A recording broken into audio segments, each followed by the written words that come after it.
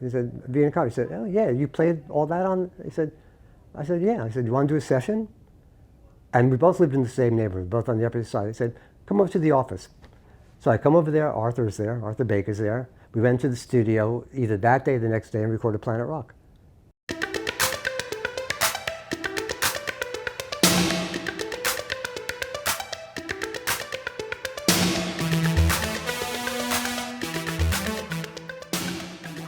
Hi, I'm John Robie.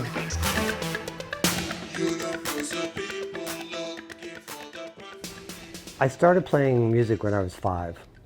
My father played banjo on the radio in the 20s.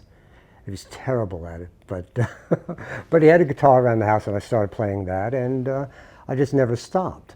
And when the Beatles came out, it just changed everyone's lives. I mean, people talk about it now, but unless you were there and experiencing it, you know, you're in 6th grade and people are trying to decide, oh, I want to be Paul. No, I'm going to be Paul. I'm going to be George. And it made everybody want to get into it. It's kind of a convoluted story because at some point in my childhood, there ended up being an electronic chord organ in the house. Now, what those were they were basically accordions with legs. And sound was generated by wind being pushed through reeds. And there were preset chords on the left and regular keyboard on the right, and you hit a C or a C minor and play along with it. So I was simultaneously learning guitar and keyboards, which I ended up, doing as a profession. And although I am a better guitarist than a keyboardist, but which is interesting. Then we all started forming bands, and it's looking back on it. I mean, maybe I'm digressing a bit, but I think this is an important part of the discussion because I think this pertains to a lot of people, how they got their start in music. Our parents were products of the Depression, and they didn't have anything.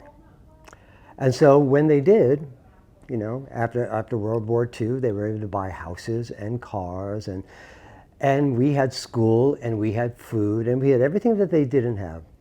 So in today's terms, their behavior towards us, and I've spoken to a lot of musicians about this, so I think it's really pertinent, would be considered today not necessarily abusive, but indifferent.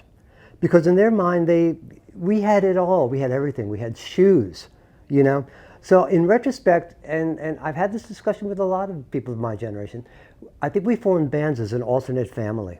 We took care of each other. Whereas I didn't learn how to swim until I was 55. And there's a reason for that, because swimming was considered a luxury. You don't need to learn how to swim. And you'd be surprised, a lot of my generation still don't know how to swim. It's, this is going to sound like old fart stuff, but the truth, we made our own breakfast, we made our own lunch, we took care of ourselves. And this is also, this was also because society is very, very segregated back then. So we were in a very, very white privileged upbringing, and that's the truth, We took care of ourselves when the world was, it was more like, Ozzie and Harriet and Leave It to Beaver. And we didn't know what was going on the outside world. And in that way we were sheltered and privileged. But I think we all formed bands for that reason. So then my keyboard playing is, I had a bunch of friends, we all loved the Doors. And we started a band called Backdoor Man. So my father bought me a Farfisa organ, which was very, very generous, very expensive for the salary that my father made. I think with the organ and the amplifier, it was probably around $700, which was a fortune in 1966, 67. So I started playing Ray Manzarek's style organ with this band, and so that band ended. I played guitar with another. Then that band ended. I played organ with another. So that's really basically how I got started. Now, how I got started in electronic and synthesizer music is a whole nother story. But when I graduated from college, I had this fantasy. It was 1973. I was going to get a loft with all of my friends, and we were going to start a band, and we were going to rehearse out of the loft, and we were going to become stars. Well, lofts cost $700 a month. A studio on the 6th floor cost $100. There was no loft in my future, none. and it was all this fantasy, and just none of it was going to happen. So I kept on auditioning for bands as a guitarist, and I was a really good guitarist. I never didn't pass an audition. I've auditioned for the band Kicks, believe it or not, the hair band. So I auditioned from band to band to band, and I was going nowhere. On the advice of a friend, he said, basically started yelling at me. So what are you doing? This isn't working. Go buy a tape recorder. Start recording your own music. So I did. I bought a 4-channel tape recorder and working at my family's cheese store. And it stayed in a box for 6 months. I was afraid of it. So then I found a drummer, couldn't find a bass player, and we recorded all these songs on our own, just the two of us, and I overdubbed the bass and the keyboards and the guitar. I did everything, And at the time, to make money, I auditioned for this very cheesy band. But I was making money, and I can say their name. They're probably all dead. The band was called Poetry. That's how overtly metaphorical they were. How cluelessly metaphorical they were. And for some reason, somehow they knew Stephen Holden, who became the film critic for the New York Times, who's my friend to this day, although I haven't seen him. And he was head of A&R for RCA. They got him somehow to come to see them. And he recognized something in me. So I started talking about these demos that I was making at home. So I had been staying in this very, very fancy apartment on Riverside Drive that was owned by a friend who was out of town. She let me stay there. It was like one of these apartments you only see in a Woody Allen movie. The 4 bedrooms overlooking the river, So I asked him to come to hear my music, and it was on tape. And he stood there patiently. He listened to the whole thing, which nobody does. And he listened to it. I said, so, naively, you going to sign me? He said, well, no, I can't sign this. And I was mad, but I was going to act mad, And I said, I hear the genius in this. And I'm not patting myself. It's what he said. And I said, this is great stuff in here, but no one's going to listen to this. No one's going to buy it. It's too advanced. It's too weird. And it's not really, your focus is more on production than melody. And I said, well, could you turn me on to someone else? He said, I can, but let me tell you something. I'm 40 years old, and when I was your age, I never thought I was going to be 40. Says it goes really quickly. So don't close doors. Don't go there and play the stuff that no one's going to care about and close doors. And that was the single most inspirational moment of my life. And he took the time to really listen. I mean, not to spot listen, And I thought about that my whole life, So what I did in response is I got together a full band. And this is where the keyboard is where it really gets interesting. I was still living in Manhattan. I was working 3 or 4 jobs, but my parents had this house in Richmond Hill, Queens, where I grew up. And they had a basement that was all stone. 19 feet deep. If you wanted to create that space as a commercial recording studio, it would have cost a fortune, but it was perfect. The reflections were unbelievable. So I found this incredible bass player, and he comes in the story later. And we were auditioning keyboard players because I wanted to play guitar at this point. So we had, at the time you just put an ad in the Village Voice and people would show up. And I met a lot of people who later on I found were very successful with other people in other areas. But people came down and most of them went to Berkeley. And to this day I feel this way about Berkeley and most music schools. I'd ask them to play, like, say, C, F, G, and they would all go, what inversion? C, F, G. Yeah, well, I don't mean, an inversion is just a different way to play a chord, And they all, and I knew I couldn't work with them. This one guy came down, Ray Jones, a skinny black kid, and he was the coolest guy in the world. And I had a World's electric piano, but he brought this little micro Moog synthesizer. And because he lived in some very dangerous part of Brooklyn, he didn't want to carry it on the subways with him. So he left it at my parents' house. So I learned how to play synthesizer. Now this is before synthesizers were programmable. We had to turn knobs and do everything yourself, and you really had to learn the basic functionality of it. It wasn't that hard because the architecture of those synthesizers was not as sophisticated, and the synthesizers are way over sophisticated now. There's too many bells and whistles, too many post effects channels. It's overkill. But I learned on that synthesizer because of Ray Jones. Now, what I did was I took that synthesizer and I started doing electronic music, 4-track electronic music. And I would use this little $300 synthesizer. I was able to, they had what's called a sample and hold filter, which is it's a generator rather. It's a modulator. And synthesizers have them now, but they're not as basic. What this allowed you to do was press a note, turn a knob, and the note would repeat. So it'd go boom, boom, boom. Now, if you manipulated the filter enough so that very little melody was actually coming out of it, you can produce a bass drum sound. And if you turn off the oscillator and made the filter as your sound source, turn it even more, you can make a real bass drum sound. That's what I did. I used that to create a bass drum sound, and I played everything in real time along to it. Okay, so the band, and I used to do this for fun. The band got signed to Eddie O'Loughlin, who owned Next Plateau, used to work for the disco label called Midsong. They put out Silver Convention, Fly, Robin Fly, and all these records that I frankly hated. I learned to like disco after I started doing sessions because I realized how complicated it was. And also I became introduced to the culture. And being part of a culture makes everything different. You know, it makes everything different. And which is what happened with hip hop. I hated Planet Rock. I thought it was ridiculous. I did. I said, what is this? I mean, it's like, but when I saw what was happening in the streets, I saw what was happening in clubs, and I was introduced to a new world, and I got it. I got it. It was transformative. And unless you're in the culture, and because of the way I played and what I did and my ability to create sounds, more than my ability as a keyboardist, my ability is more as a sound architect. I was introduced to all these cultures, everyone. I mean, I was working with Cabaret Voltaire and New Order, and I did tons of what's now called freestyle, but it wasn't freestyle records. I worked with black, white, gay artists, because there was, at the time, there was such diversity in the 80s. I mean, it wasn't an obligation of diversity. It existed. Everyone worked together, you know? And then when you're part of all those cultures, you see things through that lens, and it's very, very different.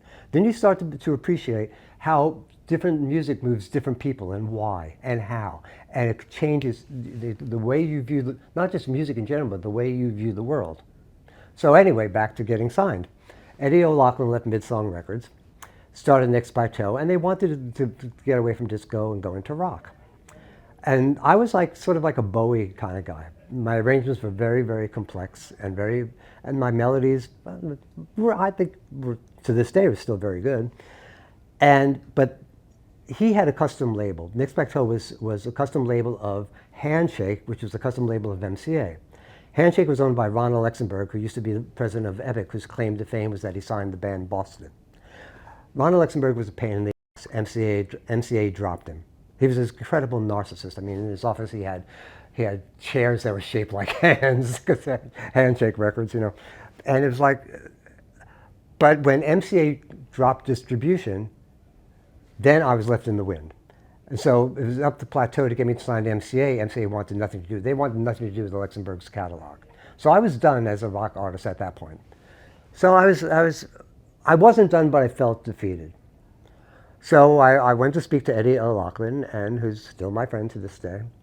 And I said, you know, I got this electronic stuff I'm messing around with. You know, it's kind of danceable. I don't really know what to do with it. He said, there's this guy in the Bronx, Africa Bambaataa. Why don't you go talk to him? So I took two songs that I recorded. One of them was called, this is interesting, one was called 9/11, but it wasn't based on the tragedy. It was the name of the Porsche 911. I just you know, it was sort of electronic and zoomy, and I thought it was a good association. And the other was called Vina Cava. And I went to Bambaataa because a friend offered to give me money to go into a real recording studio to record one of them. So I wanted Bam's opinion on I drove in the back of his motorcycle to, I don't think he was actually in the South Bronx. He was at a project at the time, and I should know the name, but I'm not good at that. So we go to his apartment, and he has this huge, you know, turntables and these huge PA systems in the apartment. And his mother's in the bedroom watching Wheel of Fortune. And she goes, and she's playing this stuff. He goes, turn that shit down. It's like, hilarious. You couldn't make this up. So I played the 2 songs for Bam. I said, if you're going to the recording studio, which one would you choose? He chose Vina Cava. So I went to the studio. I recorded Vina Cava. Then I didn't know what to do with it. I called up Bam again. He said, there's this guy, Mike Wilkinson. He owns this record company called Disconnect. Disconnect was a subscriber service. They'd put out a selection, a different selection of new artists. I don't know if it was every other week or every month, I don't recall, but it was at least every month. And their A&R guy there was this guy named Raul Rodriguez, who passed away way too young. And he listened to Vina Cava, and he called me up, and he said, he was laughing at me. He said, are you fucking kidding me? You expect me to put this shit out? It's a true story. A week later, I get a phone call. I can't stop listening to this. This is amazing. We're going to put this out. So they did. Then I didn't know what to do with it. You know, I wasn't very good at self-promotion or business or anything. So Bam said, there's this guy, Tom Silverman. Why don't you play it for him? So I called up Tom, and Tommy Boy, of course. And I said, did you get the Disconnect selection? He said, Vina Cava. He said, oh yeah, you played all that on? I said, yeah. I said, you want to do a session? And we both lived in the same neighborhood, both on the Upper East Side. He said, come over to the office. So I come over there, Arthur's there, Arthur Baker's there. We went to the studio either that day or the next day and recorded Planet Rock. Anytime will do. You don't need no appointment. Make it drive like new. Yeah, I think the most interesting about all of I have a lot of hip hop, and my friend Jay Kwan is on the board of the Philly Hip Hop Museum. This guy is like the most amazing musicologist. And I know you're not supposed to utter his name, but Bambaataa, I mean, you could, and you know, I'm not going to get into it, but you can ask Bambaataa what the B-side of a Guess Who record was, and he'll know it. The hip-hop heads know more about all kinds of music than white musicians generally do. For white musicians, electronic music kind of begins and ends with Kraftwerk and Brian Eno, with a little taste of Vangelis and Laurie Anderson, you know. But a lot of electronic music was done on early hip-hop records when it was more complex, until Run DMC, which was great, made it very, very minimal. And then it kind of stayed that way. But a lot of those early records, and records that are now called freestyle, were made by electronic musicians. You know, the synthesizers didn't create their own sounds. But people aren't aware of that. I mean, like Bernie Worrell. He's an electronic musician. He's a keyboard player, but if it wasn't for Bernie Worrell added so much to so many records. And while he was respected, he was very underappreciated, you know. And there's a Bernie Worrell in so many funk bands in the 70s. And they were electronic musicians. As soon as you have that mini Moog and you turn a fucking filter knob, you're an electronic musician. But they've been relegated to the status of mere keyboardists. Not fair, not fair, you know. Whereas in my opinion, Brian Eno holds a chord, turns a knob, and has a really great last name, you know? What is this? And no putting down Brian Eno. People love Brian Eno. But the thing is that my hip-hop colleagues have a much broader knowledge of all music. And there's a depth of knowledge there that is really quite amazing. You can learn stuff. I mean, I learn stuff every day that I didn't know. You know, I'm schooled all the time, and it's good. It's good that these people who believe that music is an art form that should be historically preserved. You know, and that's where sentimentality and history cross the line in a bad way. You know, that's where you got to draw history with a much wider felt tip pen. It's got to cover that shit up, you know, because it's important. History is important, you know. We can't forget why things happen and how they happen and how they influence the future. And you can't erase generations of music just to accommodate your inability to do something in the present. Owning a Mac and Pro Tools, you could be a great musician, but it doesn't make you a musician, you know? And the more of those sounds I produce, the more they become the sound, the more they become conformist. And that's what people expect. And that's, you know, it's a slippery slope. and it's going to sound really overhanded, but not just for musicians, but for humanity. Because this happens in every area of the culture, you know? It's like you begin to accept the mediocre as great, not only because you're told, you said that that's the new flavor, but also it lowers the bar for you to create. And that's the danger. That's when Damien Hirst paints circles and gets $40 million for them, that's the danger. That's the danger. And then you say, well, and then that becomes the fashion. Then everyone does it, and that becomes what everybody wants. You see? And what goes on at record companies, I mean, you know the shit that goes on. If you're over 25, you're dead. You know, you're just dead. And so, you know, it's the ageism is awful. There's always been ageism. You have to be good looking, you know. But now it's worse than ever. You don't exist. For anyone who confuses this as bitterness, I have a really good life. It's not. I think that it's important to communicate the truth, because when you do, you will always find someone goes, man, I'm thinking the same shit. And a lot of people think it but are afraid to say it. We have to do better. We have to tap into it. So we have to do better and find something within us that we know is worth communicating, and make an effort to do it in the best way, not the most expedient way, not the fastest way to get it out to as many people as you can at one time, but in the best way. So when you're done with it, you say, that's what I want to do. C'est ça.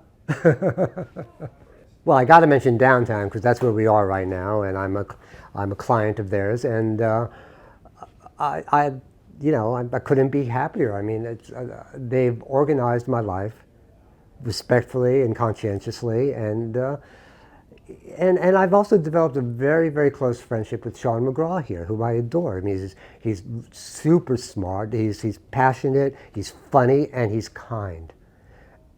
And what you need in this business are people who are kind. Because, you know, I mean, I may come off as brusque, and a lot of people, it's been the history of the world. People confuse self-confidence and competence with arrogance. I'm not those things. I'm just passionate. So when I say the kindness that I feel here matters to me, it really does matter. Because we're artists and we're babies. What are you going to do?